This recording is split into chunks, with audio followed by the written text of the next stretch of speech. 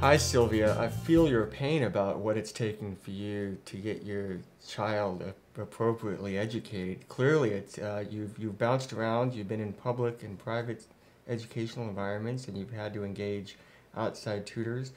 It's pretty much what we had to do. My son, went to a K through 8 private school that was very well intended, but they were not at that time, this being 11 years ago, necessarily, and it would be their own admission, equipped to deal with dyslexia at that time. And, taking Dylan out of school and driving him around and getting him to Lindenwood Bell for his remedial work was really taxing. But there was really the only thing we could come up with that was effective. Dylan actually went to a public high school. And that was a decision we made based on what was our best opportunities for his learning profile. It happened at his school there were academies that allowed you to choose sort of what the best learning style or learning environment was for your child.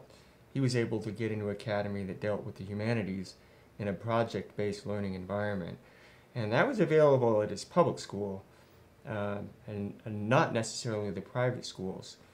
But all this speaks to a deeper point, I think, which is that it's completely unfair that 20% of the kids out there that are dyslexic are not having their needs met or having to work really hard, spend lots of money, and just as important, just as much time from parents and families to create the right learning environment for their child.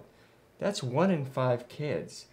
And many of those, it's just not possible. Either the resources aren't there or the time isn't there, when in fact a lot could be done to make our educational environment for our children a lot friendlier to dyslexics. And even something like what's wrong with offering Orton Gillingham training to teachers within the normal population of public or private schools. Seems that if 1 in 5 students in your school are having trouble reading, that might be time well spent having them learn the Orton Gillingham method. But that's just a start, honestly. And this movie is just a start.